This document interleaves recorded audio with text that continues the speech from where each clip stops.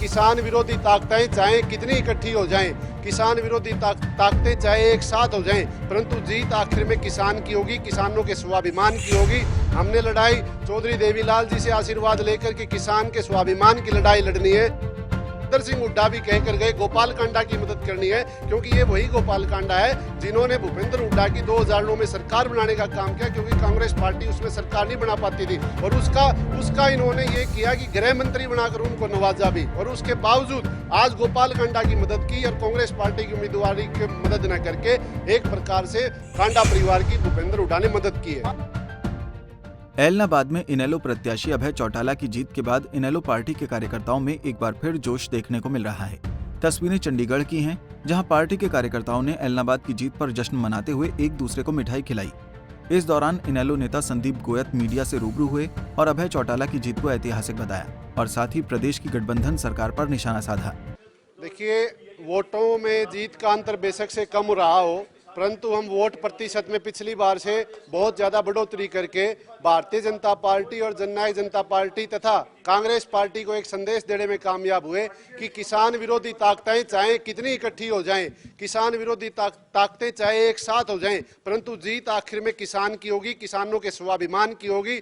हमने लड़ाई चौधरी देवीलाल जी से आशीर्वाद लेकर के किसान के स्वाभिमान की लड़ाई लड़नी है, चाहे हमारा कितना भी राजनीतिक नुकसान हो जाए। ये हमारे को कहते हैं कि आपने उंगली कटाकर शहीद हुए। मैं इनको एक बात रखना चाहूंगा, आप अगर इनको इतना ही घमंड है कि हमने किसान के स्वाभिमान को गिरा दिया, तो ये अपना इस्तीफा देकर चुनावी मैदान में आ जाए। हम चुनौती देते हैं आज के रिजल्ट को देखते हुए, जिस प्रकार किसानों ने हमारी पार्टी का वोट प्रतिशत बढ़ाया है, तो अगर ये उंगली कटाकर शहीद होना चाहते हैं तो किसान इनकी जमानत जब्त करने का काम भी करेगा।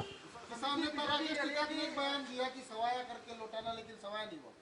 देखिए, राकेश टिकैत जी ने एक भावनात्मक बात कही किसानों के लिए, क्योंकि किसान एक भावनात्मक प्रवृत्ति का आदमी होता है। किसान के लिए उन्होंने एक बात अच्छी रखी थी कि आपके लिए जिन्होंने भला किया है, आप उसका भला और भला फालतू करके दो।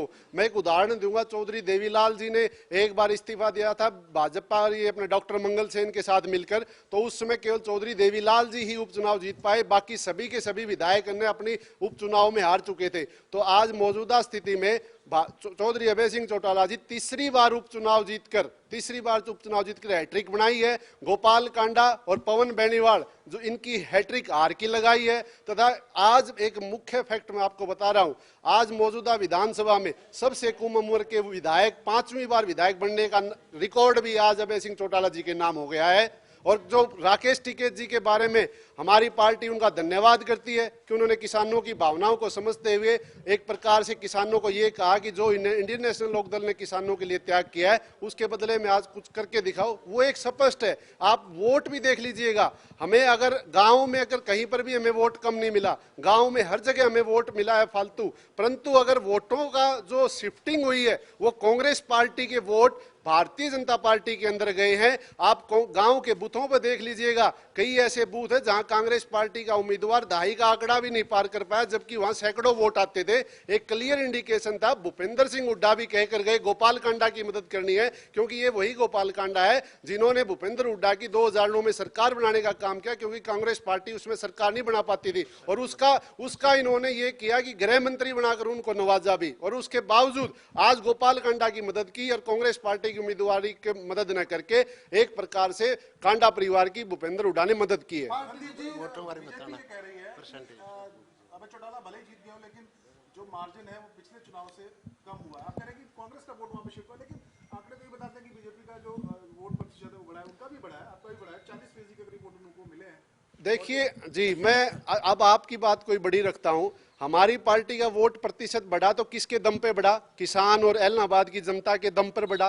भारतीय जनता पार्टी का वोट बैंक बढ़ा तो कांग्रेस पार्टी के दम पर ही वोट बैंक प्रतिशत बढ़ा है। हम तो इस वोट प्रतिशत के बढ़ने पर जो लगभग 4-5% वोट बढ़ा है, उसके लिए सदैव हम ऐलनाबाद की जनता और किसान के ऋणी रहेंगे, क्योंकि उनके कारण ही आज हम इस बलबूते पे खड़े हैं कि हम किसान की लड़ाई को फिर लगातार लड़ सकेंगे। इस जीत में अशोक तंवर की भूमिका को किस तरह से आप देखते हैं?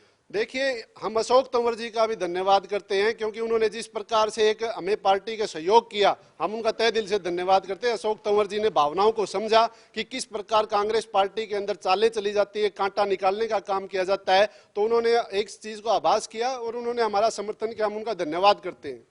किसान आंदोलन का असर आपको लगता है कि था बीजेपी करेगी? बिल्कुल नहीं था, अगर होता तो वोट नहीं पड़ना चाहिए था, तो जमानत जब्त हो जानी चाहिए। देखिए, आप अगर ये कहते हैं कि किसान आंदोलन का असर नहीं था, तो आप ये देखिए, जहां उप मुख्यमंत्री, मुख्यमंत्री, 10-10 मंत्री, 6-6, 7-7 विधायक, 80-85 विधायक, 10 सांसद और हजारों कार्यकर्ता, सरकारी मशीनरी, पैरामिलिट्री फोर्स और फोर्सेस सारी मिलकर अभय सिंह चौटाला जी को हराने के लिए पड़ी थी। कांग्रेस पार्टी भी साथ लगी हुई थी। और इन सबको भेद कर जो अभय सिंह चौटाला जी ने जो जीत हासिल की, वो केवल और केवल किसान के सहयोग से, आशीर्वाद से, प्यार से, स्नेह से। अदरवाइज हमारे लिए संभव नहीं हो पाता कि सरकार के इतने एक भय का वातावरण दिखाया, पैसे का बुरी तरह इस्तेमाल किया, शराब बहाई गई। हमने इलेक्शन कमीशन में भी बहुत सारी शिकायतें की, हमने रिकॉर्ड के साथ, सबूत के साथ उनको शिकायतें की, परंतु इलेक्शन कमीशन ने भी एक प्रकार से दोहरा रवैया अपनाते हुए, ढूलमुल का रवैया अपनाते हुए उन शिकायतों के ऊपर बहुत देर बाद उनके ऊपर कार्रवाई करने की बात की। हमारे कार्यकर्ता उनको फोन पर कहते रहे, वो लिखित में कहते रहे,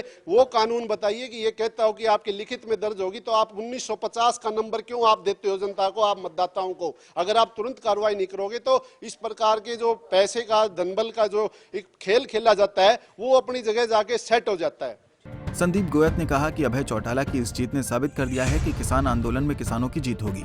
इनेलो पार्टी एलनाबाद की जनता और किसानों की ऋणी है। उन्होंने सरकार को चेतावनी देते हुए कहा है कि अगर बीजेपी पार्टी किसान के हितों के लिए काम कर रही है तो उन्हें किसानों की मांग मान लेनी चाहिए, वरना इस्तीफा देकर दोबारा चुनाव लड़ना चाहिए, जिससे पता चल जाएगा कि प्रदेश की जनता सरकार से कितनी खुश है। फिलहाल अभय चौटाला की जीत का जश्न आज पूरे प्रदेश में पार्टी के कार्यकर्ता मना रहे हैं और पार्टी कार्यकर्ताओं के लिए भी जश्न का दिन है, क्योंकि अभय चौटाला ने इस उपचुनाव में न केवल अपने गढ़ को दोबारा जीता है, बल्कि एक ऐतिहासिक जीत दर्ज की है। चंडीगढ़ से चंद्रशेखर धरनी, पंजाब केसरी टीवी।